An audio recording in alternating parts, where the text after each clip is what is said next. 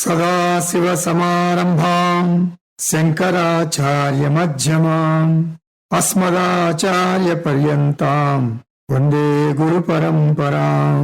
హరి ఓం. శ్రీ గురుభ్యో నమః. హరి ఓం. ఈరోజు మనకి అష్టావకర గీత 7వ పాఠం చెప్పుకోబోతున్నాం.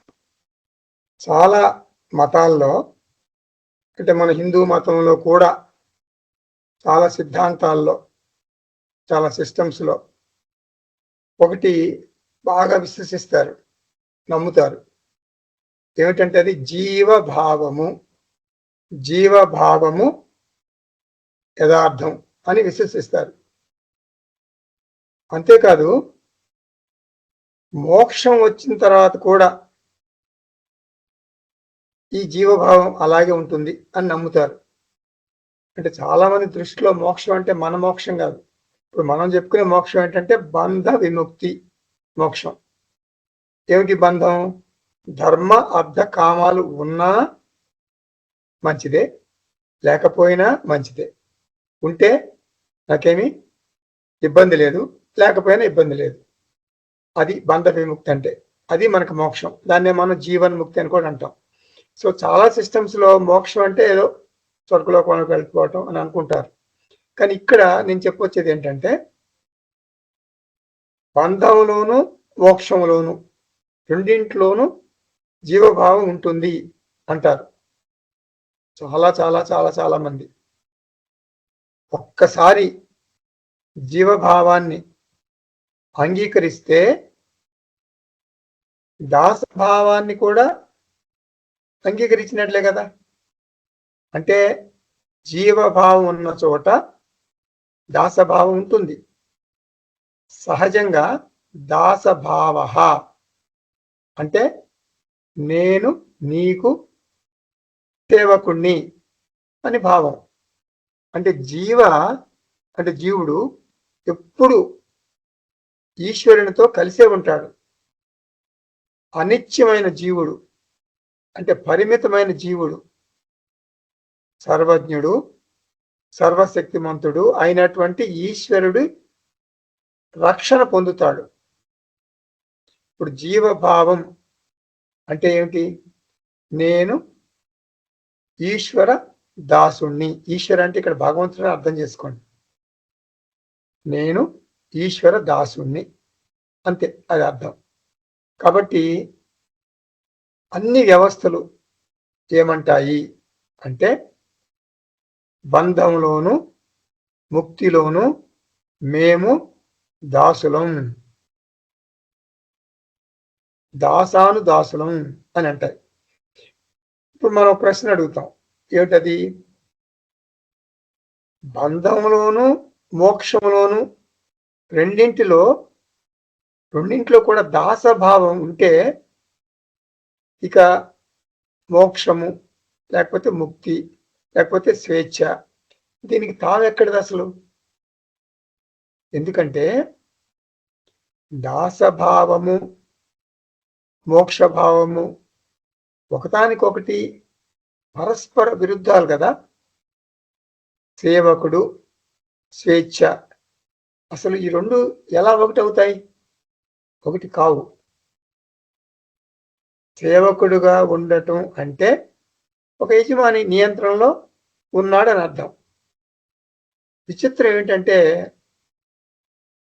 వాళ్ళు ఇలా అంటారు, బంధంలో నీవు భూలోకంలో దాసుడివి, మోక్షంలో నీవు వైకుంఠంలో దాసుడివి, లేకపోతే మోక్షంలో నీవు కైలాసంలో దాసుడివి. దాసభావం అనేది కొనసాగుతుంది, కాకపోతే స్థలం మారుతుంది. భూలోకం స్వర్గలోకం. నీవు ఎక్కడున్నా దాస్య ప్రవృత్తితోనే ఉండాలి. ఆత్మబంధువులారా, ఈ సిద్ధాంతాన్ని మన వేదాంతం ఒప్పుకోదు. వేదాంతం అనగానే మీకు ఒకటి అర్థం అవ్వాలి. మనకు వేదాలు రెండు భాగాలు, వేద పూర్వ భాగము వేద అంత భాగము. ఇప్పుడు మనం మాట్లాడుకునేది వేదాంత భాగం గురించి మాట్లాడుకుంటున్నాం, అంటే ఉపనిషత్తు భాగం గురించి మాట్లాడుకుంటున్నాం. మనం కర్మకాండ గురించి మాట్లాడుకోవట్లేదు. కర్మకాండలో మనకు దాసభావం ఉంటుంది, అది కాదు మనం మాట్లాడుకునేది. ఇప్పుడు ఉపనిషత్తు భాగం మాట్లాడుకుంటున్నాం, జ్ఞాన యోగ భాగం మాట్లాడుకుంటున్నాం. దాసభావము మోక్షభావము కలవవు, బంధము స్వేచ్ఛ ఎలా కలుస్తాయి? ఇప్పుడు ఒక స్వీపర్ అంటే ఊడ్చేవాడు, ఒక స్వీపర్కి ప్రమోషన్ వచ్చింది. ఏమిటది? అసిస్టెంట్ మేనేజర్ ఇంట్లో స్వీపరు నుండి మేనేజర్ ఇంట్లో స్వీపరు, అసిస్టెంట్ మేనేజర్ నుంచి మేనేజర్ ఇంట్లోకి స్వీపరే. స్వీపరు ఎక్కడైనా స్వీపరే కదా. అసిస్టెంట్ మేనేజర్ ఇంట్లో అయినా మేనేజర్ ఇంట్లో అయినా ఏం తేడా ఉంటుంది? అసలు అది ప్రమోషన్ ఎలా అవుతుంది? నీవు భారతదేశపు ప్రెసిడెంట్ యొక్క కారు డ్రైవర్వి అయితే ఏంటి? కారు డ్రైవరే కదా. అన్ని మతాల్లో జీవభావము, దాసభావము, మోక్షంలో కూడా ఇలాగే కొనసాగుతుంది. వేదాంతము, మన వేదాంతము ఈ సిద్ధాంతాన్ని తిరస్కరిస్తుంది, ఇది అంగీకరించదు, ఈ సిద్ధాంతాన్ని ఒప్పుకోదు. దాసభావము మోక్షము కలవవు, చొక్కెదురు అంటుంది. మోక్షము అంటే స్వామి భావము, అంటే దాసుని స్థాయి నుండి స్వామి స్థాయికి ఎదగటమే మోక్షం. కాబట్టి పూర్తి మార్పు రావాలి నీ స్థాయిలో, నీ హోదాలో. నీవు కర్మయోగిగా ఉంటే నీకు జీవభావం, దాసభావం ఉండొచ్చు, తప్పులేదు. కానీ నీవు జ్ఞానయోగకి వచ్చినప్పుడు నీవు దాసభావాన్ని పూర్తిగా వదిలిపెట్టాలి. నేను స్వామిని అని చెప్పగలగాలి. దాసోహం నుండి సోహమునకు ఒక పెద్ద గెంతు గెంతాలి. దాసోహం, దాసః అహం, అహం దాసః, సోహం సహ అహం. సహ అంటే స్వామి, అంటే భగవంతుడు, అంటే ఆత్మ. దాసోహం నుండి స్వామి అహం ఎదగాలి. జీవభావం ఉన్నంత వరకు గుర్తుపెట్టుకోండి, జీవభావం ఉన్నంత వరకు దాసభావం ఉంటుంది. ఎందుకంటే జీవ ఎప్పుడు కూడా జీవ, జగత్, ఈశ్వర ఈ త్రిపుటిలోనే ఉంటాడు. కాబట్టి జ్ఞానయోగానికి రావాలంటే నీ దృష్టి కోణంలో మార్పు రావాలి. ఈ త్రిపుటి నుండి, అంటే జీవ, జగత్, ఈశ్వర ఆ త్రిపుటి నుండి ఆత్మ, అనాత్మ ఈ ద్విపుటి దీంట్లోకి రావాలి. అంటే నీ నమూనా మారిపోవాలి. జీవ, జగత్, ఈశ్వర ఆ మూడు పోయి ఆ స్థానంలో ఆత్మ, అనాత్మ ఈ రెండు రావాలి. ఇది గుర్తు. నేను ఆత్మ, అనాత్మ దృష్టిని అలవరుచుకుంటాను. ఇప్పుడు ఆత్మ, అనాత్మ ఈ కోణం ఏమిటి? అసలు నేను జీవుణ్ణి కాదు, అహంకార జీవుణ్ణి కాదు, నేను ఆత్మ చైతన్యమును. అంటే నేను దేహం కాదు, నేను ఇంద్రియాలు కాదు, నేను మనస్సు కాదు. అంటే ఇది మన భావన. సాక్షి అధిష్టాన చైతన్యాన్ని, ఒక్క అహంకారానికే నేను అధిష్టాన చైతన్యం కాదు, అంటే ఈ దేహానికే నేను అధిష్టాన చైతన్యం కాదు, ఈ సమస్త జగత్తుకు నేను అధిష్టాన చైతన్యమును. అధిష్టాన చైతన్యంగా నన్ను ఎవ్వరూ నియంత్రించలేరు. మరోపక్క నేను ఈ సమస్త జగత్తును నియంత్రించగలను. అంటే ఈ సమస్త జగత్తుకు నేనే ఆధారం. మయ్యేవ సకలం జాతం మయి సర్వం ప్రతిష్ఠితం మయి సర్వం లయం యాతి తద్బ్రహ్మ అద్వయం అస్మి అహం. ఇది జ్ఞానయోగి యొక్క దిపుటి. నేను ఎవరికి దాసుని కాదు, నేను స్వామిని. గుర్తుపెట్టుకోండి, నేను స్వామిని. మన దేహంతో అంటం లేదు, అహంకారంతో అంటం లేదు, ఆత్మ దృష్టితో అంటున్నాం. అది మీరు గుర్తుపెట్టుకోవాలి. నేను దాసుణ్ణి కాదు, నేను స్వామిని, నేను సర్వాధారం. ఇదంతా కూడా ఆత్మ దృష్టితో మనం అంటున్నాం. ఏ రోజైతే నేను ఈ దృష్టిని అలవర్చుకుంటానో ఆ రోజే నాకు జ్ఞానయోగ ప్రారంభమైంది అని గుర్తు. వేదాంత అధ్యయనము, పుస్తక పఠనము, గురుబోధ, ఇవన్నీ జ్ఞానయోగం కాదు. జ్ఞానయోగం అంటే ఏమిటి? జీవ జగత్ ఈశ్వర ఆ త్రిపుటి నుండి, ఆ దృష్టి నుండి ఆత్మ అనాత్మ దృష్టికి మారటమే. ఇది జ్ఞానయోగ. ఇదే గుర్తు. ఆ రోజే నేను నా దినచర్యను నిధి ధ్యాసనంతో ప్రారంభిస్తాను. జ్ఞానయోగి ఆత్మ అనాత్మ ధ్యానంతో తన దినచర్యను ప్రారంభిస్తాడు. నేను విశ్వాధారం.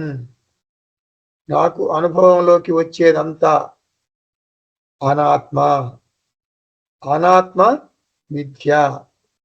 అనాత్మ మిథ్యగా నా మీదే ఆధారపడింది. అనాత్మ నన్ను చెలింపజేయలేదు. అహం నిత్యముక్త అసంగ చైతన్యం అస్మి. నేను ఎవరికి దాసుణ్ణి? నేను జీవుణ్ణి కాదు, నేను జగత్ కాదు, నేను ఈశ్వర కాదు, నేను దాసుణ్ణి కాదు. జీవ జగత్ ఈశ్వర ఈ మూడు కూడా అనాత్మలు. ఆత్మలు లయమైపోయాయి. ఈ దృష్టి మార్పు జరగాలంటే చాలా ధైర్యం కావాలి. ఎందుకంటే మనం బాగా అలవాటు పడిపోయాం. తేలిగ్గా, సుఖంగా, సౌకర్యవంతంగా ఒక మార్గం ఉంది. ఏంటది మార్గం? నేను దాసుణ్ణి, దాసాన దాసుణ్ణి. హిందీలో అంటారు కదా, ఒక పాట ఉంది, హే మాలిక్ తెరే బంద్ హం ఐసే హో హమారే కరం. చాలా మంచి హిందీ పాట ఉంది కదా. నీవు స్వామి, నేను దాసుణ్ణి, సేవకుణ్ణి, జీవుణ్ణి. నీవు రక్షకుడివి, నేను నీ శరణార్థిని. నీవు ఆశ్రయం ఇచ్చేవాడివి, నేను ఆశ్రయం పొందేవాడిని. ఈ అభిప్రాయం చాలా హాయిగా ఉంటుంది, చాలా సుఖంగా ఉంటుంది, చాలా సౌకర్యంగా ఉంటుంది. అన్ని మతాలలోనూ ఇదే దృష్టి ఉంటుంది. బంధంలోను మోక్షంలోనూ కూడా హే మాలిక్ తెరే బంధం. ఆత్మబంధువులారా, వేదాంతము ఇది సమర్థించదు. నేను సర్వ వ్యాపక అసంగ చైతన్యాన్ని. ఈ జడ శరీరంలో కానీ, జడ గుర్తుపెట్టుకోండి, జడ అంటే ఇనర్ట్, ప్రాణం లేనిది. చైతన్యం ఉంటేనే మనకు ప్రాణం వస్తుంది. ఈ జడ శరీరంలో కానీ, జడ ప్రపంచంలో కానీ ఏ సంఘటన జరిగినా అది నన్ను చెలింప చేయలేదు. ఈ అభిప్రాయంతో జ్ఞానయోగి తన దినచర్యను ప్రారంభిస్తాడు. అహం సత్యం, జగన్ మిథ్య. ఈ మార్పుకి చాలా ధైర్యం కావాలి. నీకు ధైర్యం లేదా? ఓకే, అయితే కర్మయోగిగా కొంతకాలం కొనసాగు. కర్మయోగంలో జీవ, జగత్, ఈశ్వర ఆ భావం ఉంటుంది. నేను నిస్సహాయ జీవుణ్ణి, ఓ భగవంతుడా నీవు నన్ను రక్షించు అని గొంతెత్తి ఈశ్వర సహాయాన్ని అర్థించు, తప్పులేదు. కానీ నీవు జ్ఞానయోగివి అయితే నీ దృష్టిలో మార్పు రావాలి. ఇక్కడ అష్టావక్ర మహర్షి జనక మహారాజుని ప్రశ్నిస్తున్నాడు. ఓ జనక, నీవు జ్ఞానయోగమునకు మారటానికి సిద్ధంగా ఉన్నావా? నీ దృష్టిని మార్చుకోగలవా? ఆత్మ అనాత్మ దృష్టిని అష్టావక్ర మహర్షి మనకి మొదటి అధ్యాయంలో, మొదటి ప్రకరణంలో చెప్పారు. ఇక్కడ అష్టావక్ర గీతలో ఏమిటి ఆ దృష్టి? నేను సేవకుణ్ణి కాదు, నేను స్వామిని. ఇంతవరకు నేను రామదాసుని, నేను కృష్ణదాసుని, నేను యేసుదాసుని అని పొరపాటుగా భావించాను. ఇప్పుడు నాకు నిజం తెలిసింది. దాస అంటే బద్ధ అంటే సంసారి అని అర్థం. ముక్త అంటే స్వామి, నేను స్వామి అని అర్థం. అందుకే స్వామి పరమార్థానంద. ఏమర్థమైంది మీకు? స్వామి అని ముందు వస్తే అంటే ప్రెఫిక్స్ లో స్వామి ఉంటే, సఫిక్స్ అంటే పేరు చివరి భాగంలో ఏముంటుంది? ఆనంద. స్వామి అంటే ఆనంద, స్వామి పరమార్థ ఆనంద. అట్లా స్వామి దయ ఆనంద. అట్లా ఎవరికైనా సరే మన స్వామీజీలకి స్వామి ముందుంటుంది, ఆనంద చివరుంటుంది. ప్రెఫిక్స్ స్వామి ఉంటే సఫిక్స్ ఆనంద. కానీ మనకందరికీ ఏముంటుంది? అసామి అంటే అస్వామి. అస్వామి అంటే దాస ప్రెఫిక్స్ గా ఉంటుంది, సఫిక్స్ గా ఏముంటుంది? దుఃఖం ఉంటుంది. కాబట్టి నేను దాస కాదు, నేను స్వామిని.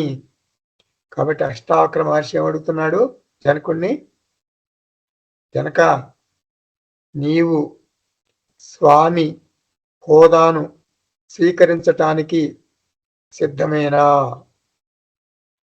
అష్టావక్ర మహర్షి మొదటి అధ్యాయంలో 20 శ్లోకాలు చెప్పారు.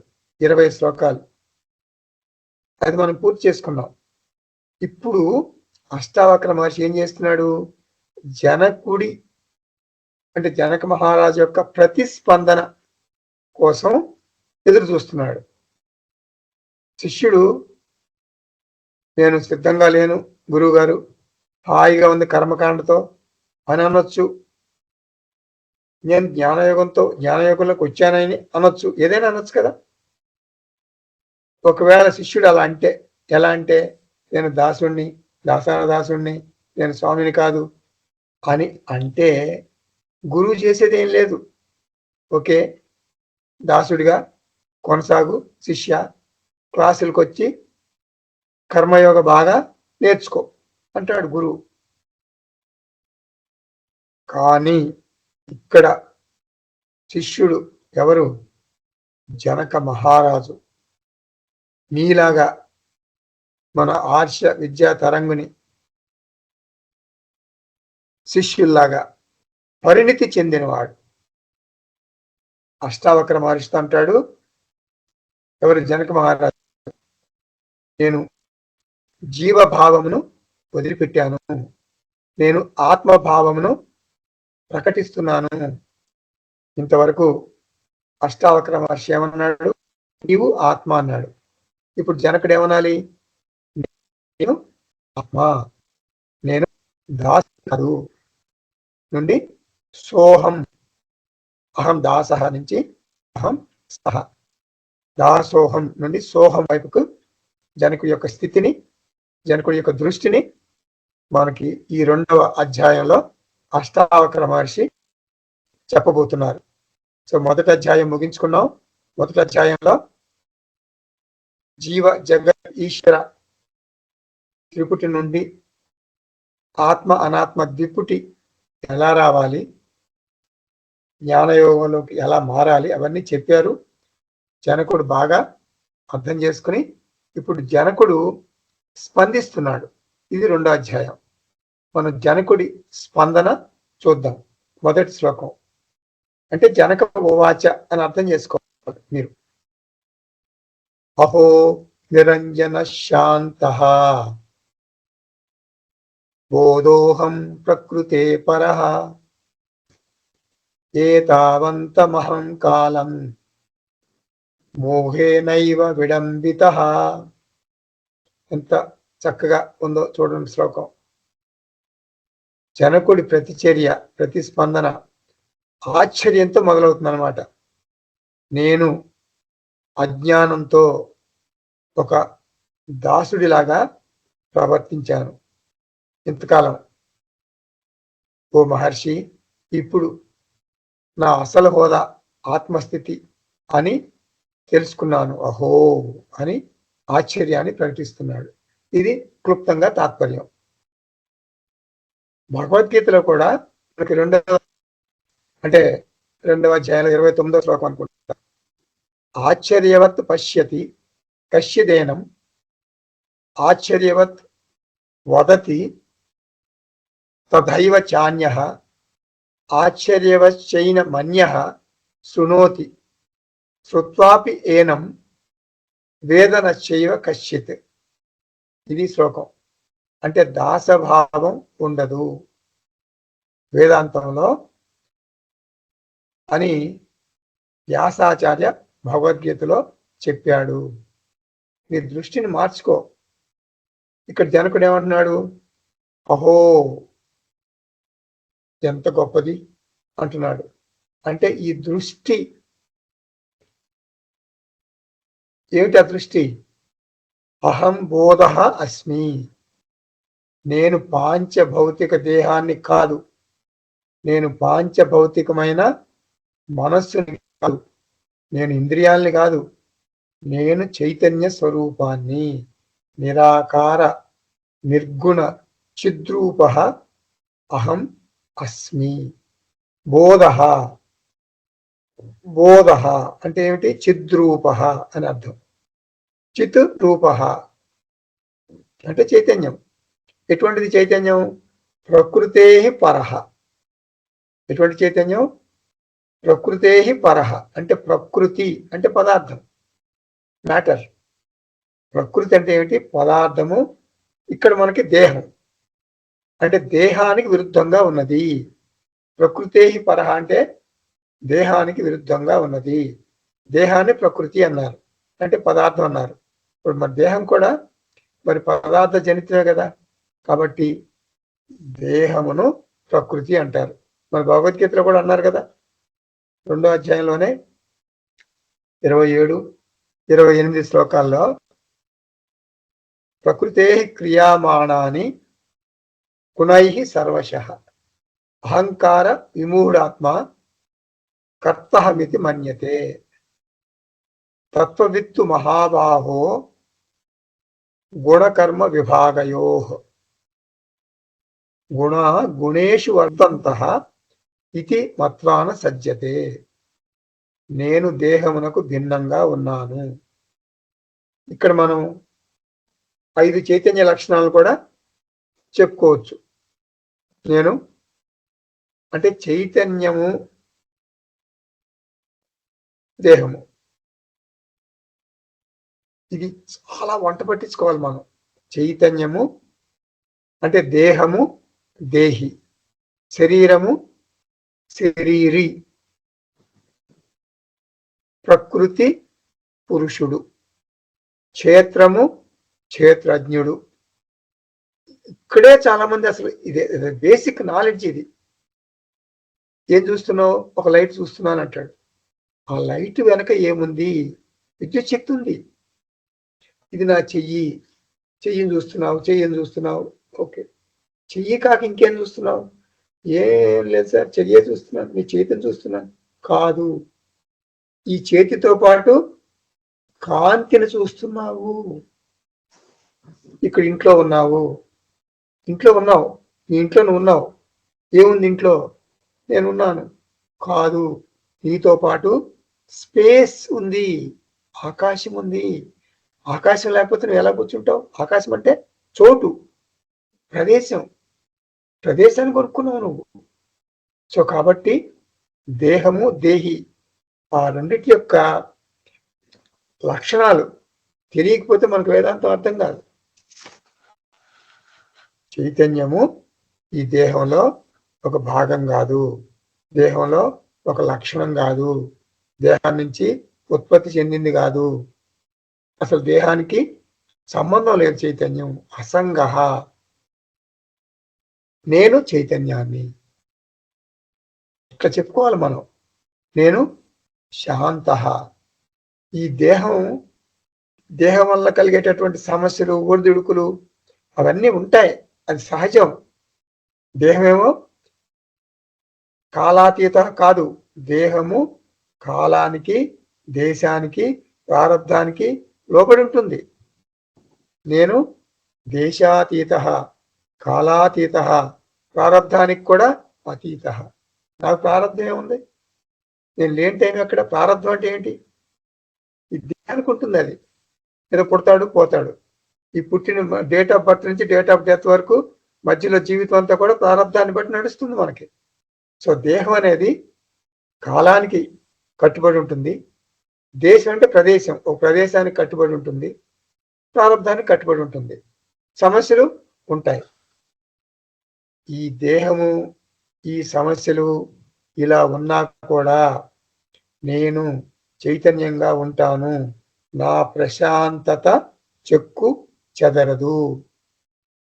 శరీరం అంటేనే శీర్యమాన స్వభావం. అంటే ప్రతి క్షణము క్షీణిస్తుంది, నశిస్తుంది. అష్టావక్ర గీత క్లాసులో మీరు ఉన్నారు. ఇప్పుడు 6 నుంచి 7 గంటల వరకు ఉంటారు మీరు ఈ క్లాసులో. మీ ఆయుష్ 1 గంట తరుగుతుంది. అందువలన చాలా టిష్యూస్, చాలా కణాలు మీ శరీరంలో నశిస్తాయి, కొత్త కణాలు పుడతాయి.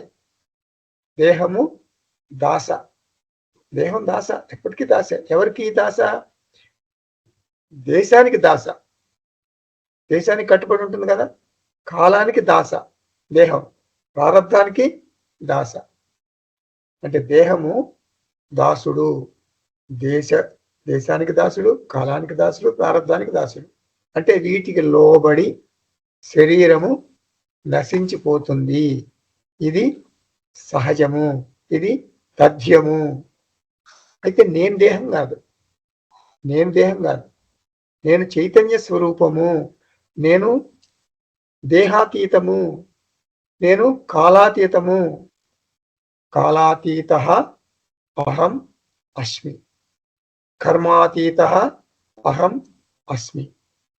కర్మాతీతః అంటే ప్రారబ్ధానికి అతీతం అని. దేశాతీతః అహం అస్మి. నాకు జాతకం లేదు.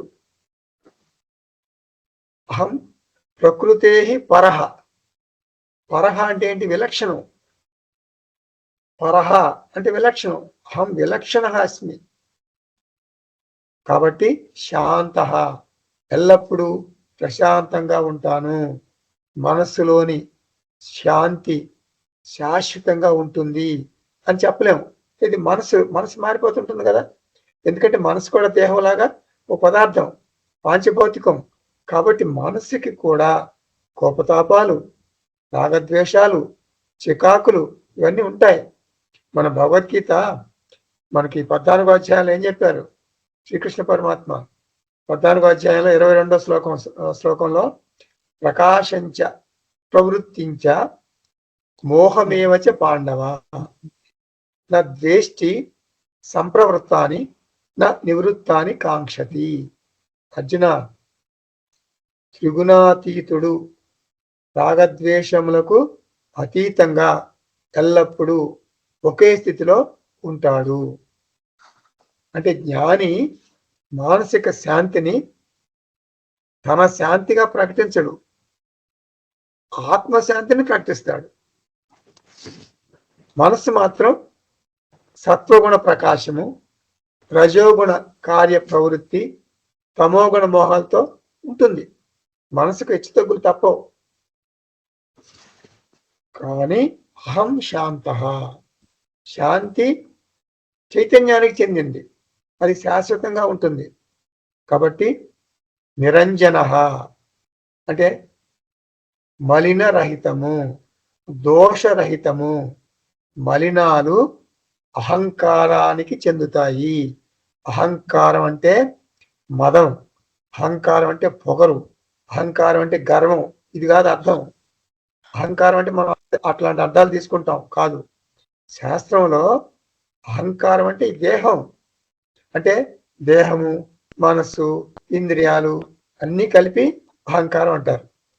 ఇంకో మాట ఉంది అహంకారానికి, కార్యకరణ సంఘాతము. అహంకారానికి మరో మాట ఏమిటి? కార్యకరణ సంఘాతము. అంటే దేహము, మనస్సు, ఇంద్రియాలు ఈ మూడు కలిపి కార్యకరణ సంఘాతము లేదా అహంకారము. ఇప్పుడు దేహానికి దానికి ఉండే సమస్యలు దానికి ఉంటాయి, ఇంద్రియాలకి వాటికి ఉండే సమస్యలు వాటికి ఉంటాయి, మనసుకుండే సమస్యలు మనసుకుంటాయి. ప్రారంధానికి ప్రారంధ కర్మ మనసును కూడా ప్రభావితం చేస్తుంది. మనస్సు మీద మనకు ఉంటుంది, నియంత్రణ ఉంటుంది, కానీ పూర్తిగా ఉండదు. అందుకనే ప్రాథమిక సాధనలు చేస్తున్నప్పుడు మనసును సత్వగుణ ప్రధానంగా చేసేందుకు మనం ప్రయత్నిస్తాము.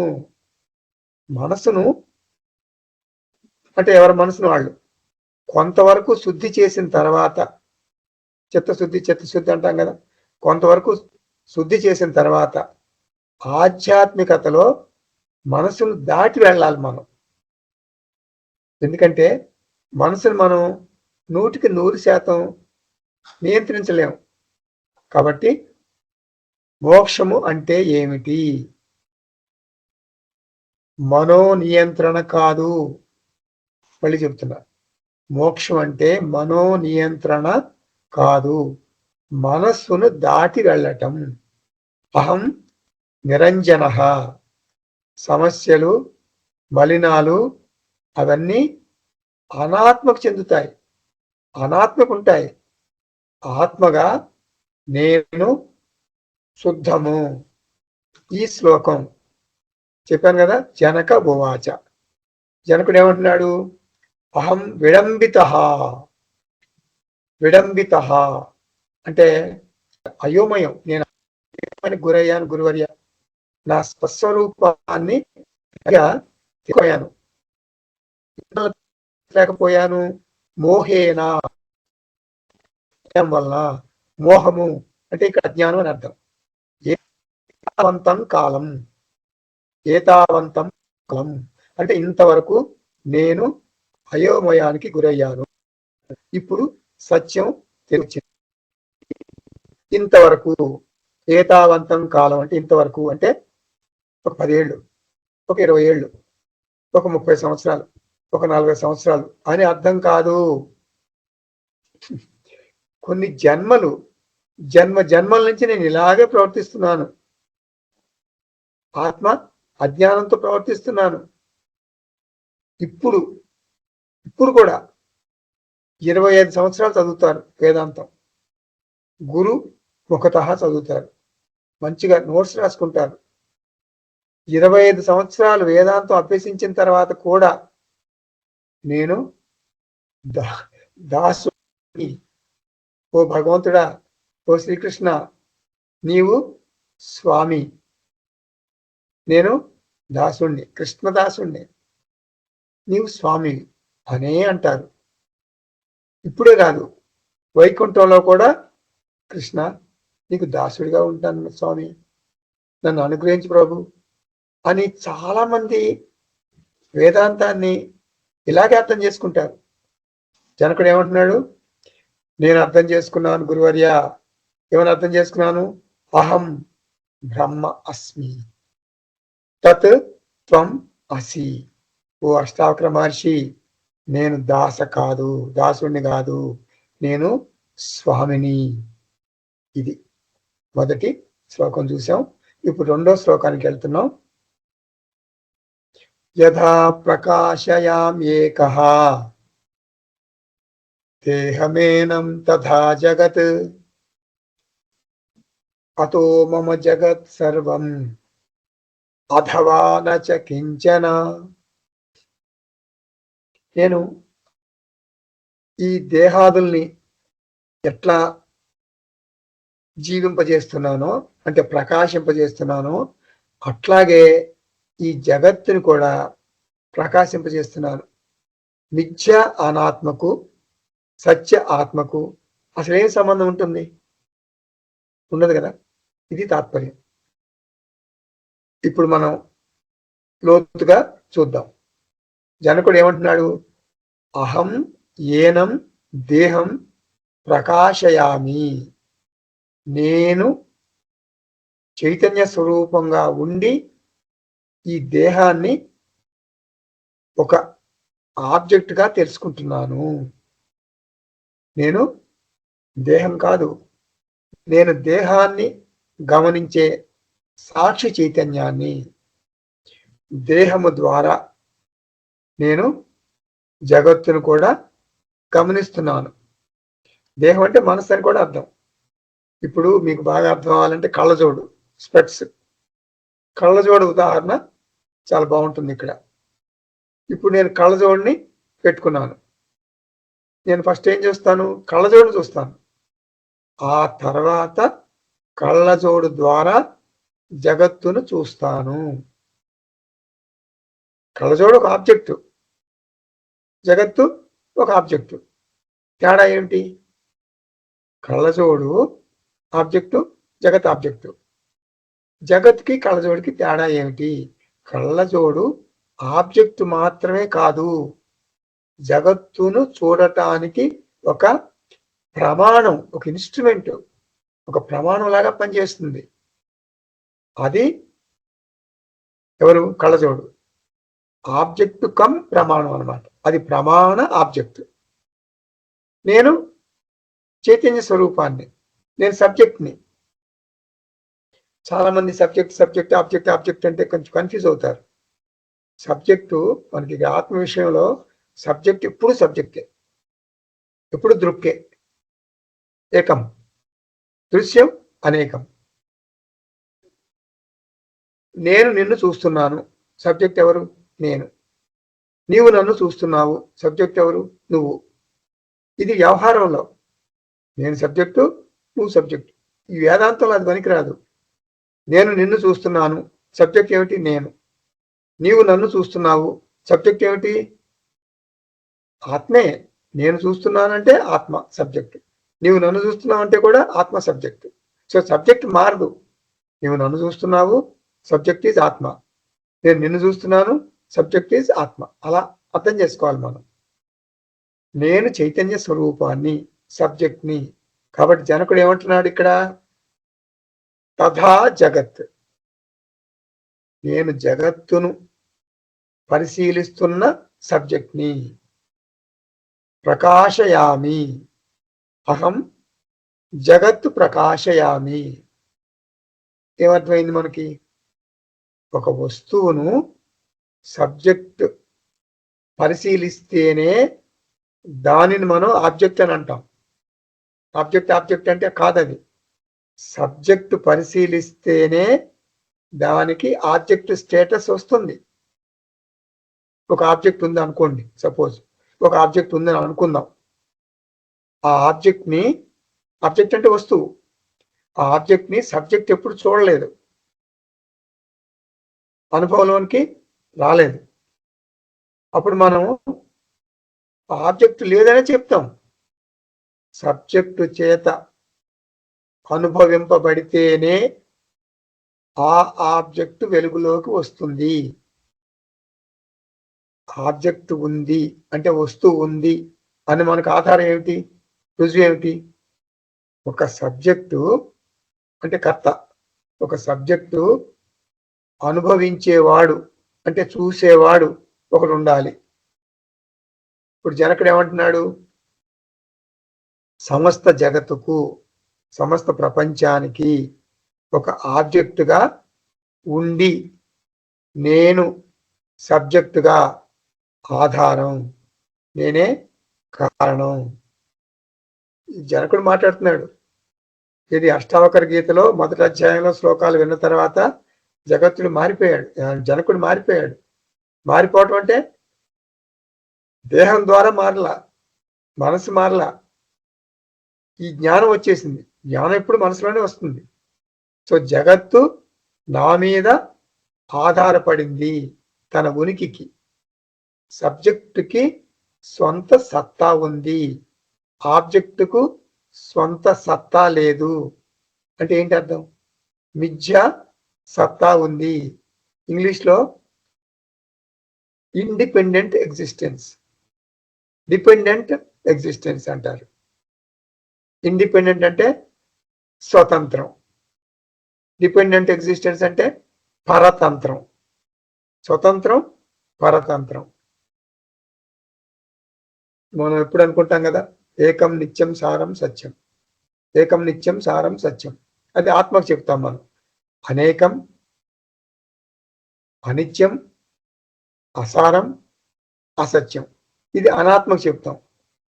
సో కాబట్టి సబ్జెక్టు సత్యం, ఆబ్జెక్టు మిథ్య. సర్వం జగత్తు మమ అంటే జగత్తు మిథ్యా ప్రపంచము, అంటే జగత్ అనేటటువంటి మిథ్యా ప్రపంచం ఉనికి కోసం నా మీద ఆధారపడింది అని జనకుడు చెప్తున్నాడు. అంటే మీకు బాగా అర్థం అవ్వాలంటే ఒక ఉదాహరణ ఏం చెప్పుకుంటాం మనం? స్వప్న ప్రపంచంలాగా. స్వప్నము అంటే కళ కంటున్నంతసేపు మాత్రం ఉంటుంది, కళ కంటున్నంతసేపు మాత్రమే ఉంటుంది. నేను ఉపసంహరించుకుంటే అంటే నేను మేలుకుంటే, అంటే నాకు మెలకు వస్తే స్వప్నం అలాగే కొంతకాలం కొనసాగుతుందా? కొనసాగదు, ఆగిపోతుంది. అంటే ఏంటి దాని అర్థం? స్వప్న ప్రపంచం యొక్క ఉనికి నా మీదే ఆధారపడింది. అందుకని జనకుడు ఏమంటున్నాడు? అథవా అథవా నచ కించన అంటే మిథ్యా జగత్తు ఉన్నా లేనట్టే. అథవా నచ కించన అంటే ఈ మిథ్యా జగత్తు ఉంది, ఉన్నా లేనట్టే అని చెప్పవచ్చు. నచ కించన అంటే లేదు అని అర్థం. అంటే మిథ్యా జగత్ ఎందుకు లేదు అని చెప్తున్నాం? మిథ్యా జగత్తుని ఎందుకు లేదని చెప్తున్నాం అంటే మిథ్యా జగత్తు ఉన్నా కూడా లేనట్లే. చెప్పుకున్నాం కదా ఉదాహరణ. ఉదాహరణ ఏం చెప్పుకున్నాం? మన స్వప్నం. అంటే స్వప్నంలో మనం సంపాదించిన ధనాన్ని నిద్ర మెలకు రాగానే టైం చూసుకుని బ్యాంక్కి వెళ్ళి జమ చేస్తామా? స్వప్నంలో మనకు ధనం వచ్చింది, ఆ ధనం అంతా కూడా నిద్ర మేలుకు వచ్చిన తర్వాత బ్యాంక్కి వెళ్ళి జమ చేస్తామా? జమ చేయగలమా? కుదరదు. ఎందుకని? స్వప్నంలో మనకు వచ్చిన ధనం అసత్యం, దానికి ఉనికి లేదు. జగత్తు మీద నా అభిప్రాయం, నా అవగాహన ఏమిటి అంటే మిథ్యా జగత్తు నా మీద ఆధారపడి ఉంది, మిథ్యా జగత్తు లేని దానితో సమానం.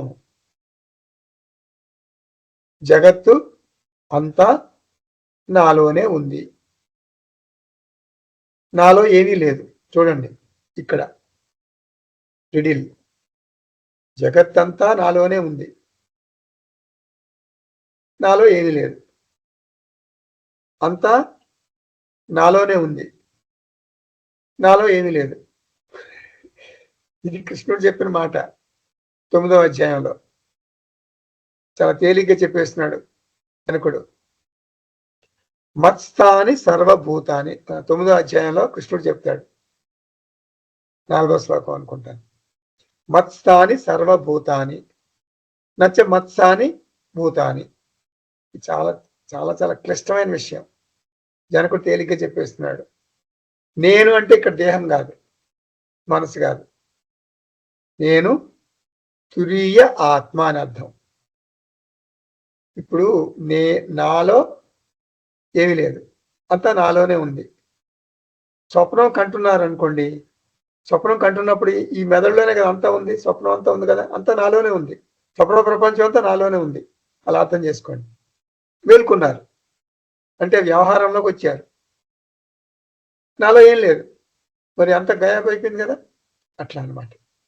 అలాగే ఈ వ్యవహారం అంతా ఉంది, వ్యవహారం అంతా ఉంది. దేహం ఉంది, మనసు ఉంది, మరి ప్రారంభం ఉంది, ఎన్నో వ్యవహారాలు చేస్తున్నాం, ఇదంతా ఉంది. కానీ పారమార్థిక స్థాయిలోకి వెళ్ళావు, ఇదంతా నాలోనే ఉంది. పారమార్థిక స్థాయిలోకి వెళ్తే ఏముంది, నేను శుద్ధ చైతన్యాన్ని, నాలో ఏమీ లేదు. ఇలా అర్థం చేసుకోండి. నేను తురీ ఆత్మ. ఇప్పుడు మనం 3వ శ్లోకంలోకి వెళ్తున్నాం. స శరీరమహో విశ్వం పరిత్యజ్య మయాధునా కుతశ్చిత్ కౌశలాదేవా పరమాత్మాదిలోక్యతే. ఇది 3వ శ్లోకం 2వ అధ్యాయంలో. గురు శాస్త్ర ఉపదేశం వల్ల ఈ జగత్తును మిథ్యగా పరిత్యజించి జ్ఞాన స్వరూపమైన ఆత్మను అవలోకిస్తున్నాను అంటున్నాడు. ఎవరు? జనకుడు. ఇంతవరకు 2 తప్పులు చేశాను నేను, 2 తప్పులు. ఏం తప్పులు అవి? 1, నేను దేహము అనుకున్నాను, అది మొదటి తప్పు. నేను దేహం అని అనుకుంటే ఏం జరిగింది? ఫలితంగా నాకు అభద్రత. దేహానికి ఎప్పుడు దేశము, అబద్ధము, ఈ 3 నుండి దేహం ఎవ్వరూ రక్షించలేరు, ఎవరు రక్షించలేరు. ఇప్పుడు మీరు అమెరికా ప్రెసిడెంట్ తీసుకోండి. అమెరికా ప్రెసిడెంట్ దేహం కూడా, అంటే ప్రపంచంలోనే పేరుగల సమూహం పర్యవేక్షణలో ఉంటుంది. ఎవరు? అమెరికా ప్రెసిడెంట్ దేహం. ఆ అమెరికా ప్రెసిడెంట్ దేహం ఆ ప్రపంచంలోనే పేరెన్నికగలిగినటువంటి డాక్టర్ల సమూహం ఆయన దేహాన్ని రక్షించలేరు. జన్మ, మృత్యు, జర, వ్యాధి తప్పించుకోలేరు దేహం. నువ్వు ఎవరి సంరక్షణలో ఉన్నా కూడా దేహమునకు భద్రత ఉండదు. కాబట్టి నేను దేహం నేను చేసిన ఇది మొదటి తప్పు. అభద్రతా భావానికి లోనయ్యాను. ఎంత అభద్రత అంటే మెడికల్ బిల్స్, టెస్టులు చేయించుకుంటాం, చాలా చాలా ఖర్చు పెడతాం. ఏం చెప్తారు? మీకేం జబ్బు లేదు అంటారు. మీకేమి జబ్బు లేదు అని చెప్పడానికి చాలా చాలా డబ్బులు ఖర్చు పెడతాం. ఇది నేను దేహం అనుకుంటే అభద్రతా భావం. ఇది మొదటి తప్పు, నేను చేసిన మొదటి తప్పు. రెండవ తప్పు ఏంటంటే, నేను జగత్తు నుండి భద్రతను ఆశించాను. జగత్తు నుంచి చాలా భద్రతను ఆశించాను. నాకేంటి, నా బంధువులు ఉన్నారు, నాకు చాలా సంపదలు ఉన్నాయి, ఆస్తిపాస్తులు ఉన్నాయి, నాకు చాలా హోదాలు ఉన్నాయి, కీర్తి ప్రతిష్టలు ఉన్నాయి, అవన్నీ నాకు అండగా ఉంటాయి అనుకున్నాను. వస్తువులు, వ్యక్తులు అనిత్యము, అశాశ్వతం, అస్థిరం. అస్థిరమైన, అశాశ్వతమైన జగత్తు నాకు భద్రతను ఇవ్వలేదు. ఇది నా రెండవ తప్పు. ఇది నా రెండవ తప్పుడు అంచనా. ఇలాంటి తప్పులతో విజయవంతంగా, సక్సెస్ఫుల్గా సంసారంలో ఉన్నాను, సంసారాన్ని పరిరక్షించుకుంటున్నాను అంటారు. సంసారానికి రక్షణ కవచం ఏంటి? అజ్ఞానం. మనందరం ఇలాగుంటాం. అంటే మెజారిటీ మనుషుల్లో చాలా మంది ఇలాగే ఉంటారు. సంసారానికి రక్షణ ఏంటి? అజ్ఞానం. రక్షణ కవచం అజ్ఞానం. అందరు ఇట్లా అజ్ఞానంలోనే ఉంటారు. నేను దేహం అనుకుంటారు, ఇవన్నీ ఆస్తిపాస్తులు అవన్నీ కూడా నాకు రక్షణ అనుకుంటారు. ఇప్పుడు జనకుడు ఏమంటున్నాడు? నేను ఈ రెండు తప్పులు చెయ్యలేదు. అంటే రెండు తప్పులు ఉన్నాయి నాలో, ఈ రెండు పొరపాట్ల నుంచి బయటపడ్డాను. జనకుడు ఏమంటున్నాడు? నేను దేహం అనే పొరపాటు నుంచి బయటపడ్డాను, ఈ జగత్తు నాకు రక్షణ ఇస్తుంది అనే దాంట్లో నుంచి కూడా బయటపడ్డాను. గురువు గారు, అష్టావక్ర మహర్షి గారు, నాకు దేహాభిమానం లేదు కాబట్టి అభద్రతా భావం లేదు. ఇది మొదటి తప్పు నుంచి బయటపడ్డాను. ఇప్పుడు వస్తువుల నుండి, వ్యక్తుల నుండి భద్రత లభిస్తుంది అని అటువంటి తప్పుడు అంచనాలు నాకు లేవు. ఈ రెండింటి నుంచి నేను బయటపడ్డాను. ఈ దృష్టిని జ్ఞానయోగము అంటారు. ఇటువంటి దృష్టిని, ఇలా బయటపడ్డాన్ని ఏమంటారు? జ్ఞానయోగము. భద్రతను ఆశించటం జ్ఞానయోగం కాదు. నాకు భద్రత అవసరం లేదు అని అనుకోవటం జ్ఞానయోగం. భద్రత నాకు దైవం నుండి లభిస్తుంది, దేవుడి నుండి లభిస్తుంది, భగవంతుడి నుండి లభిస్తుంది అని ఎదురు చూడటం కర్మయోగం. భద్రత నాకు దేవుడి నుండి లభిస్తుందని ఎదురు చూడటం కర్మయోగం.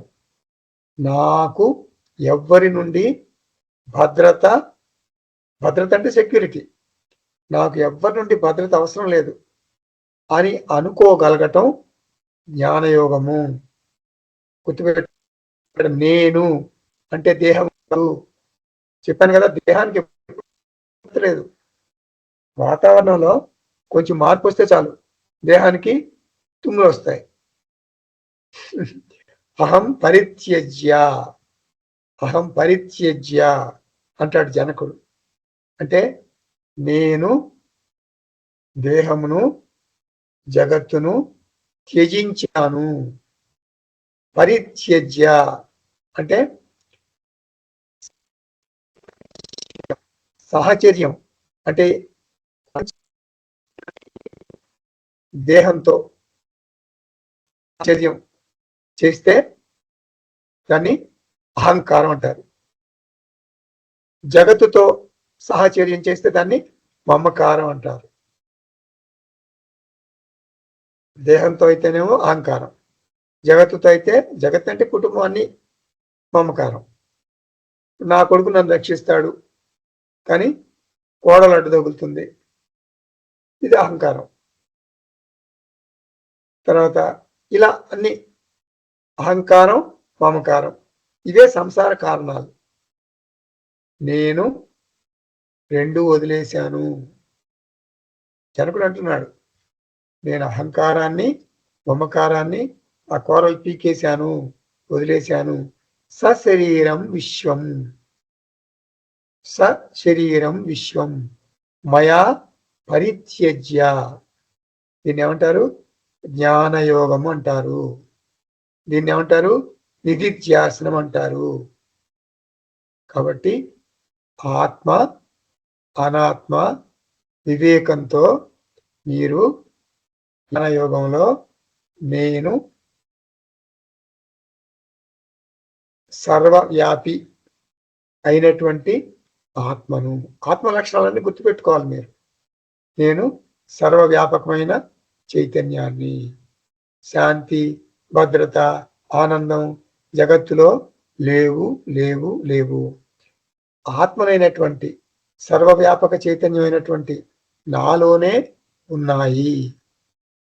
కేవలం కేవలం నేను ఉండటం వల్లనే, నా ఉనికి వల్లనే ఈ పిచ్చి దేహానికి, ఈ జడ దేహానికి, ఈ జడ ప్రపంచానికి వెలుగు వస్తుంది, ప్రకాశం వస్తుంది. కేవలం నా ఉనికి వల్లనే ఈ జడ దేహానికి, జడ శరీరానికి, జడ ప్రపంచానికి జీవం వస్తుంది, వ్యవహారం నడుస్తుంది. కేవలం నా ఉనికి వల్లనే. ఆత్మ లేకపోతే ఏం లేదు. బాత్ ఖతం. ఈ శరీరంలో కానీ, ఇది జడం కదా, ఇది జగత్తు జడం కదా, ఈ జడ జగత్తులో కానీ, జడ శరీరంలో కానీ ఏ సంఘటన జరిగినా అది నన్నేం చేయలేదు, నన్నేం కదిలించలేదు. నేను పారమార్థిక స్థాయిని, ఆత్మస్థాయిని, నేను ఆత్మను, చైతన్యాన్ని. స్వప్నం మేల్కొన్న వాడిని ఏమైనా కదిలిస్తుందా? కదిలించలేదు.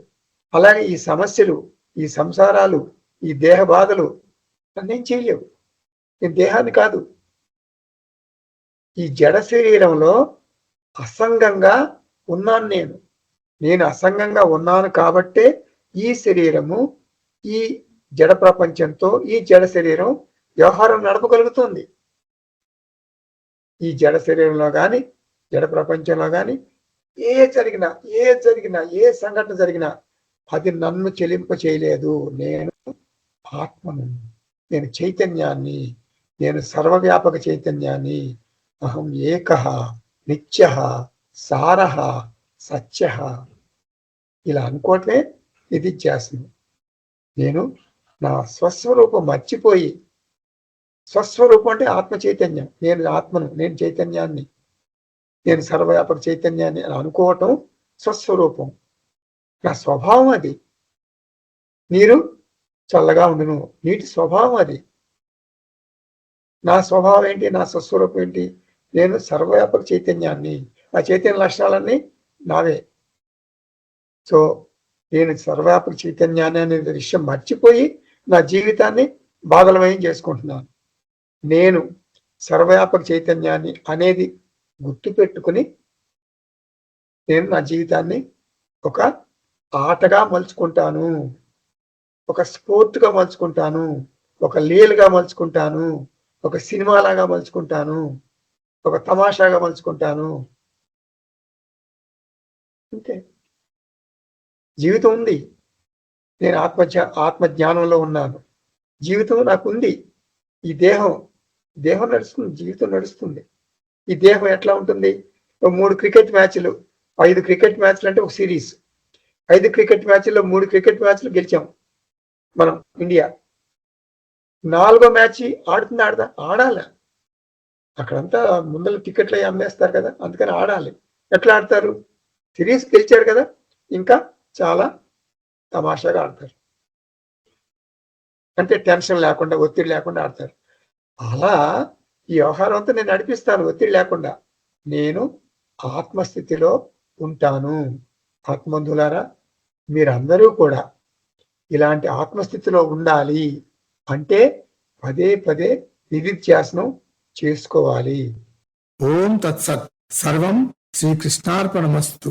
ఓం పూర్ణమదః పూర్ణమిదం పూర్ణాత్ పూర్ణముదచ్యతే పూర్ణస్య పూర్ణమాదాయ పూర్ణమేవావశిష్యతే. ఓం శాంతి శాంతి శాంతి. హరి ఓం. శ్రీ గురుభ్యో నమః. హరి ఓం.